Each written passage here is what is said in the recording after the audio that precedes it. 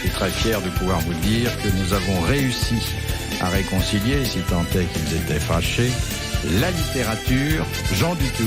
Bravo.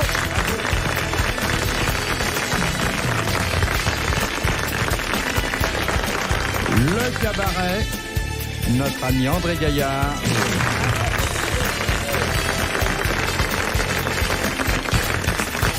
Le journalisme, Claude Sarraute.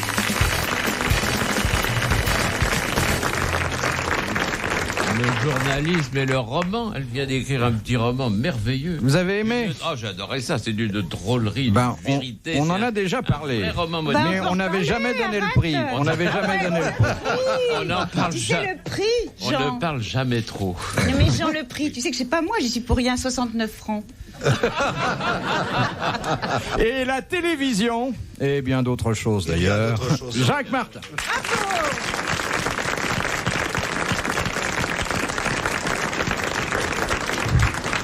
Je vous admire, vous les écrivains, ça vous gêne pas de venir comme ça, balancer votre bouquin, le prix, l'éditeur, le nombre de pages. Jean, vous me surprenez parce que vous êtes le seul à l'avoir lu. Nous, on a bien fou. Tout le monde a lu. Moi, je l'ai lu. Je l'ai lu et néanmoins, j'en dis du bien. T'es un amour, tu veux, je vais te dire. Et en plus, je t'aime. Jean Dutour n'aime pas, il l'a souvent répété à ce micro, les auteurs vivants. Il l'aime pas. Je dis toujours, les seuls bons auteurs sont les auteurs morts. En plus, un auteur vivant risque de récidiver si ça marche. Il faut se méfier. S'il est élu à l'Académie, il se met à écrire tout d'un coup, c'est affolant. Il y en a qui, une fois élus, ne prennent plus la plume. J'ai remarqué que ceux qui ont beaucoup écrit, une fois qu'ils sont élus, considèrent ça comme une maison de retraite et puis s'arrêtent. Mais en revanche, ceux qui ont peu écrit, car il y en a, à ce moment-là, ils se mettent à pondre sans arrêt. C'est effarant. Et c'est mauvais d'ailleurs, toujours. Des noms. Sûrement, des noms. La tête sur le billot, j'en dirais pas. C'est une excellente compagnie. Oui, et puis il n'y en a qu'une. Oui. Alors que des chaînes de télévision, regardez combien il y en a. Je cherche un chiffre et je dirais il va y en avoir des chiers. C'est au dictionnaire. Bien sûr, naturellement. Il y en aura peut-être moins d'ailleurs dans un an qu'aujourd'hui. C'est possible. Oui. Des tinettes, ça vient des tinettes. Oui, ça vient de tinettes. Tu savais ça, toi, Philippe Bouvard? J'ai l'impression de l'avoir rencontrée dans le métro parce qu'elle me tutoie. Ça fait 25 ans que nous nous connaissons et nous vous voyons. Ah oui, moi j'ai beaucoup de mal à tutoyer. C'est pas Pourtant, vrai, nous nous sommes rencontrés dans des circonstances. Justement. Des circonstances aquatiques. Nous avons pris. Aquatiques? Oui, aquatiques. Nous sommes Jamais tu nous as dit ça. Dans le même bain. Quoi? Dans sa piscine. Et ça débordait ce jour-là. Et il a une piscine particulière. C'est partout le petit bain. Il a bien. Oui. Moi, j'ai vu les photos de Philippe dans sa piscine dans les grands magazines. Est-ce que j'ai raison d'être sur une bouée? Dans une bouée? Oui, c'est pas une bouée, madame, c'est mon ventre.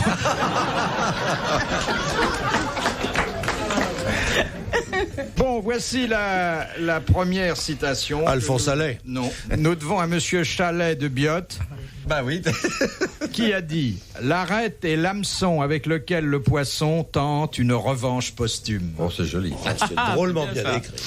C'est bien observé. Vous voudriez pas me le dire? L'arête est l'hameçon avec lequel le poisson tente une revanche posthume. C'est super. Tu sais que la reine mère d'Angleterre. C'est Jules Renard. Bonne réponse d'André Gaillard et de Jacques Martin. Oui, pardon. Il y a 10 ans. C'est parce qu'il y a 10 ans, Ah non, soyez gentil. Celui qui est à côté de Bouvard ne fume pas. Ah oui, non, là, oui. J'adore le Flytox, je viens pas avec mon truc. Bon. Ah bah tu peux l'amener. Je voudrais raconter un Je croyais que vous l'aviez dans votre culotte. Avec le temps qui passe, il devient maniaque. Maniaque. Pendant des années, j'étais à côté de lui, je lui envoyais des bouffées de ma bouffarde dans le nez. Il avait pas l'air particulièrement énervé. J'ai du vent, moi, là. Il y a du vin qui passe. Ah non, c'est désagréable. Attendez, Claude a une histoire qui ne se gardera pas. C'est cochon, Claude, une seconde. Une seconde, mon amour chéri. Est-ce que c'est cochon? Non, pas du tout. C'est la reine d'Angleterre, la reine mère. La reine Mom, il l'appelle. Et bien justement, elle arrête pas d'avaler des arêtes. Elle adore pêcher. Encore à son âge, je vois près de 87 ans. Elle va pêcher en Écosse. Elle se ramène d'énormes saumons. Elle les bouffe goulûment. Et il lui arrive continuellement d'être transporté d'urgence à l'hôpital. Ça, les gens ne savent pas tellement. J'ai vu Avec plusieurs des fois sirènes. qu'on l'a transporté c'est à toujours parce l'hôpital. qu'elle a une arête dans la gorge. C'est une revanche de saumon. Vous voyez ce qu'ils cherchent au monde? Eh ben c'est ça. Voilà. Moi, c'est ce que j'aime dans le monde. C'est le détail qui touche.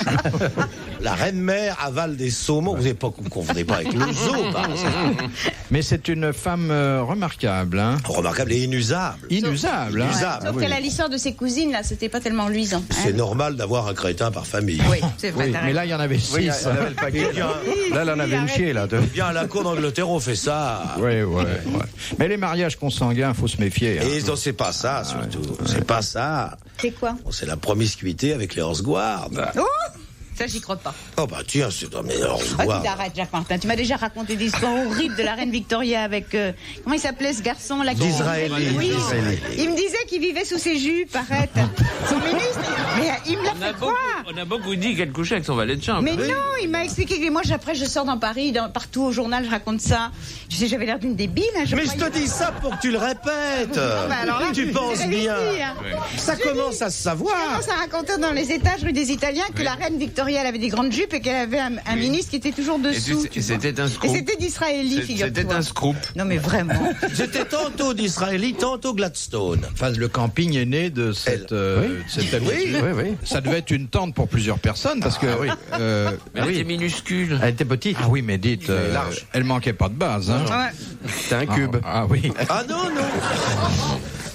Bon, puis-je vous proposer la Oui. deuxième citation qui nous vient de Tremblay, où habite Madame Segaud, qui a dit « Un ennemi tué en temps de guerre, c'est un touriste de moins en temps de paix. C'est très drôle. Pierre Dac. Français. Mais oui, » attends. Français. C'est un humour. Francis. Oui. Francis c'est- Blanche. Non, mais c'est Non. un homme qui a vécu à son époque et Pierre Dac. qui connaissait bien. Il y avait une rivalité d'ailleurs entre eux. C'était pas Tristan, non? Tristan C'était Bernard, pas- Non. c'était Il y pas avait une ça. rivalité avec Francis Blanche. Ah, tiens. C'est quelqu'un que nous n'avons pas cité souvent. Ah oui. C'est un écrivain? Non. Non. Enfin, Un fantaisiste. Oui, voilà. Il écrivait des textes, il en faisait écrire, il en prenait à Ouais. d'autres. Oui, pas au d'or, bal hein. des écrivains, il se déguisait en piqueur. Roger Nicolas lui avait dit, toi, tu devrais porter une veste rouge parce que tu es pas Fernand un Reynaud piqueur. C'était Fernand Reynaud. Bonne réponse d'André Gaillard. On peut pas dire que Fernand était piqueur Non. parce qu'il payait. C'est Moi, vrai. je lui ai écrit il des. payait Ah oui, moi j'ai écrit des textes pour lui, des sketchs. Alors, il piquait pas. Et non, il piquait pas. Pas ça, hein. Non, Enfin, il avait l'art, et c'était il un avait très l'art. grand art, de Votre manière. sentir ce qui était bon, ce qui allait marcher. et Jacques Martin, prendre- moi je savais pas du tout. Moi je croyais Mais mon qu'il écrivait petit, tout. il hein. faut naître et ne pas travailler au monde pour savoir. C'est une enfant que vous avez à côté de vous, Jean. Et vous je verrez. sais. Monsieur Martin, dites-lui que vous aviez écrit et Vlan, Et passe-moi passe-moi l'éponge. l'éponge, Ah ouais, Jean-Claude. ça, c'est pas Et possible. différents textes. Mais oui, mais Et Vlan, passe-moi l'éponge, c'était toi. mais bien sûr. Ça alors. Ah, ça t'étonne. Ah bah dis, Ouais. mais je suis sûre que- Ah mais c'est fou quand Et alors, ce qui me même. surprend, c'est que je ne sois pas encore de l'académie, parce que quand même, c'est connu. et Blanc. Blanc, passe-moi l'éponge, c'est très bien. Mais il y a une chose, il y a un chef-d'œuvre qu'il a écrit, c'est Les deux camionneurs mélomanes. Ah, ça, c'est Jean-Yann et moi. Ah Ça, bah, c'est Jean-Yann. ça, c'est absolument un chef-d'œuvre. Ça, c'est formidable. De Monsieur le Père de... Le père de de Houille. Non. Non. De bah la non. victoire. Non. Ah non, il habite quand même ma mère. Hein. Bien sûr. De qui Napoléon se plaisait-il à dire qu'elle avait les abattis canailles? De ses C'est sœurs. pas de Joséphine quand Non. même. Les abattis canailles. abattis. Oui, moi, je sais. D'une dame Oui, Oui, oui, d'une dame. Dame. Ah oui, c'était d'une pas dame. Roustan. Hein. Mademoiselle Georges. C'était Mademoiselle Georges. Bonne réponse de Jean Doutou. Je sais même pas qui c'était moi, mademoiselle. C'était Oh, une sociétaire de la comédie française. C'est une D'accord, farceuse d'accord. du temps. Qui jouait également la comédie dans Le lit de l'empereur. Oui. Elle couchait avec lui. Ouais. Oui, elle faisait Oui, l'alternance mais alors- avec Talma. Oui, mais alors, on raconte que quand elle était vieille, et puis pas très riche, Ouais. eh ben elle racontait que avec l'empereur, c'était formidable, c'était épatant, et qu'elle en avait gardé un grand souvenir. Pourtant, c'était Oui. un rapide. Bonjour Oui, madame, oui. au revoir madame. Oui, on le dit, mais on n'y était pas. Et Roustan y était. Il prenait les photos.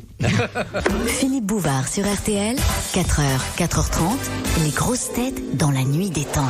De Monsieur Desfossés de Gagny. Quel plan André Malraux avait-il établi en 1929 qui visait a délivré un personnage célèbre et auquel il ne renonça qu'in extremis? Elle va répondre. Mais non, mais faut mettre. Ah bah si, allez. En 1900. Non. En 29. Moi, je vais on va même sortir. D'abord, elle n'a pas compris la question.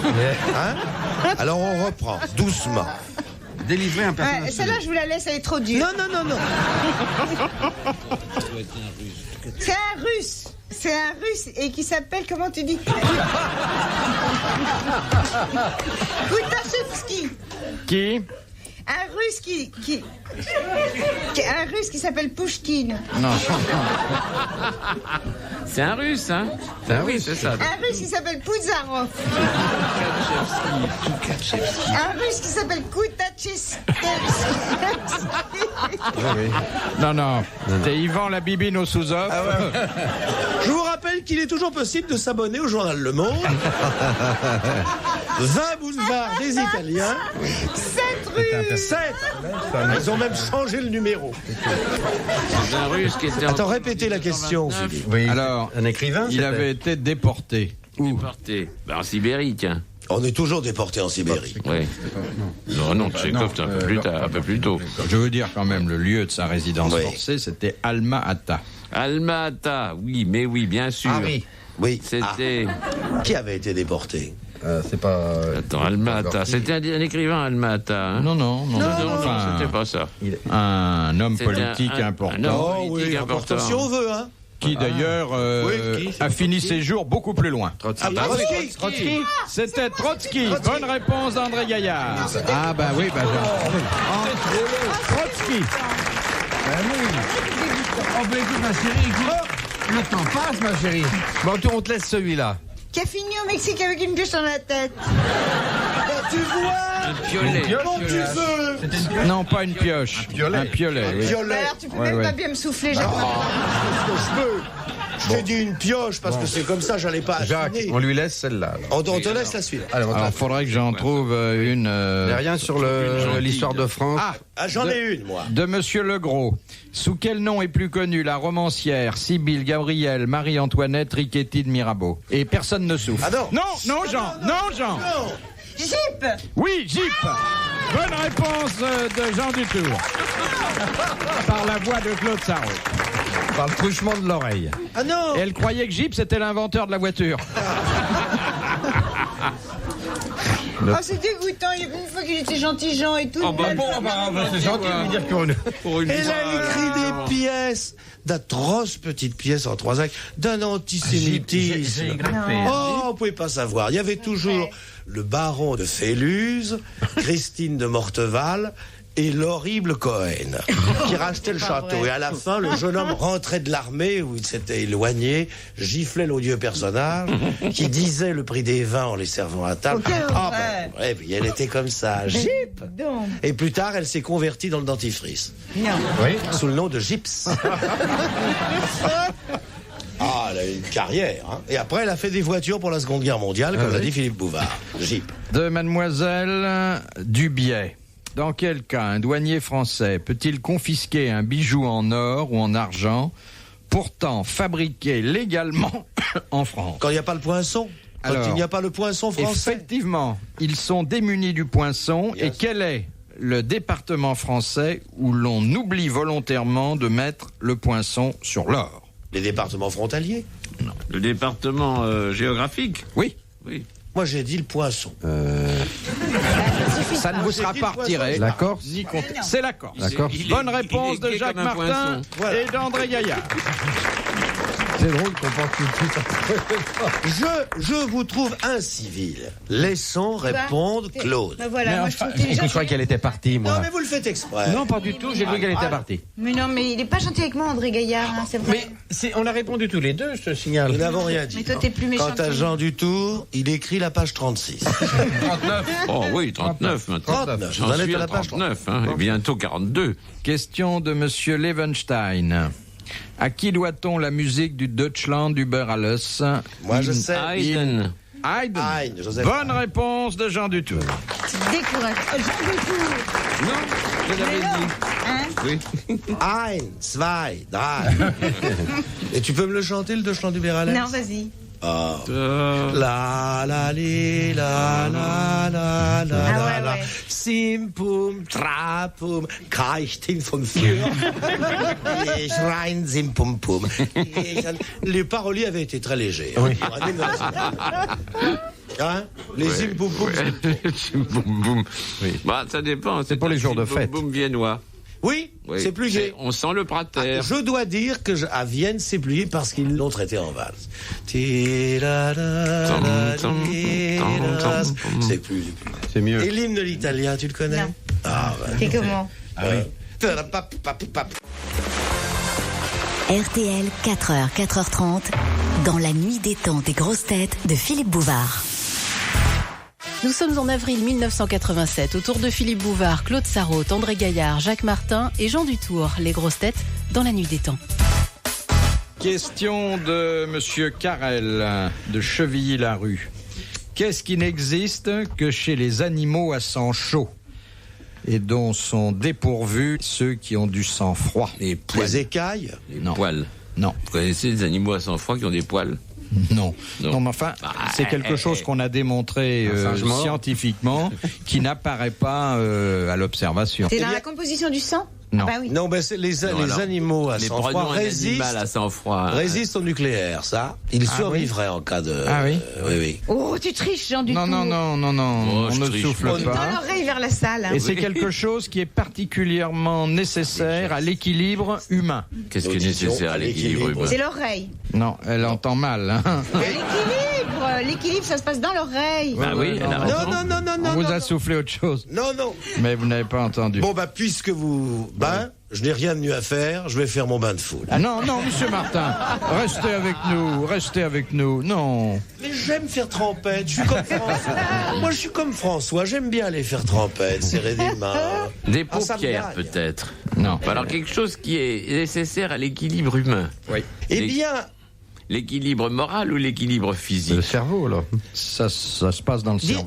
vous permettez La Die division. Isflein, page 134. Qu'est-ce que t'as dit? Page 134 de Initiation au sommeil de Sigmund Freud. Der schlünsischen Götten Frauen steht in der Filmdash und das Fleinsis ist der Ofen. Bonne Traduction, réponse de Jacques Martin. On observe que les animaux à sang froid ne rêvent pas. Exactement.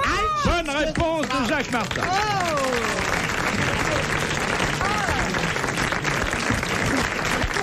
Alors là, je conteste. Hein. Freud est formel. Et schreien sich Freud und Smitchensgrutsch. Et non pas, Jean, comme vous. Pas Slevenstein Heinz. Ici Schlumpf. Ouais, bah, j'ai bien vu la nuance. Eh oui, si quelqu'un ne rêve pas, il est menacé. Et ceux qui vous disent je ne rêve jamais, alors. Ah, tout le monde rêve. Oui, mais il y a des gens qui ne s'en souviennent Moi, j'ai pas. rêvé que je gagnais au tiercé. Non, comment s'appelle l'autre idiotie L'autosportif. Le loto. Non, ça c'est trop bête. Le gratte et le tirage. Non, Le tac au tac, le tac au tac. Non, l'autre là, le loto. L'auto. Oui. Et je suis d'autant mieux placé que le loto provisoirement est pour quelques mois logé dans un studio que vous connaissez bien, qui est sous l'Empire. Et si vous me donnez un coup de main, on peut trafiquer les boules. Non. Philippe, vous connaissez ce studio, vous y avez œuvré. Raymond Souplex. Alors, on a là, dans une pièce fermée à clé quand même, mais enfin, j'aurai un passe, le tac au tac, le loto, on a tout le... Et j'ai déjà circonvenu la fille. Qui est charmante Elle d'ailleurs. est charmante. Et comment tu fais pour truquer les boules? Et donc, je mettrai Comment vous les faites pour- miennes. Comment vous- Oui, mais elles sont quand même imprévisibles. Même si je touche mes boules dans le désordre, Et vous croyez pas que toujours des boules rouges, ça va finir par... bof. Avec un coup de pied, elles deviennent bleues, c'est connu. Monsieur le Dutour doit jouer au loto. Moi je joue jamais à aucun jeu de hasard parce que je sais que ma chance Je n'est vous pas ai là. vu jouer aux cartes pourtant. Oui, ben j'ai tout le temps perdu, vous avez pu voir. J'ai Philippe Bouvard, Les Champions du Loto. Un ouvrage très intéressant, 10 millions de Français aux trousses d'Alibaba, presse de la Cité. Quand on pris 45 francs, c'est quand même beaucoup moins cher que d'autres qui le vendent 69. Hein? Une question de Monsieur Desfossés de Gagny. Que se passe Attendez, vous permettez? Non. Au hasard, j'ai ouvert. Monsieur Martin, vous laissez mes erreurs de jeunesse de côté, s'il vous plaît. La petite Josette n'était pas facile à coincer. C'est pas vrai, hein, ça c'est pas vrai. Vous n'avez pas lu ça dans mon livre. Hein. Page 95. Elle m'avait attiré pour son allure de garce. C'était formidable. Ah oui, écoute, c'est pas vrai. Et je commence à m'apercevoir qu'il serait plus difficile de l'auditionner que celle de la veille. C'est une l'autobiographie. Oui, c'est passionnant. Alors la question de... Et page 147. Les 3 femmes étaient nues dans mon bureau de François. Non. Oh. Non. 2 d'entre elles s'amusaient déjà. Ah, mais je me rappelle, je suis entré ce jour-là. Tout est vrai. Lorsque Jean Dutour entra, il me dit... Lorsque Jean Dutour est entré... Ne commencez pas sans moi, j'arrive.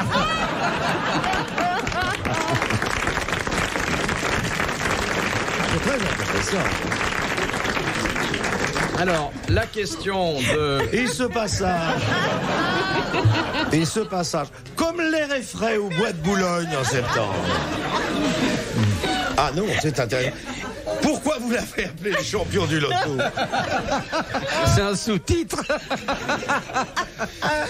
Vous l'auriez appelé mes boules? Oui. Partie de boules. Retrouvez les grosses têtes dans la nuit des temps sur RTL.fr.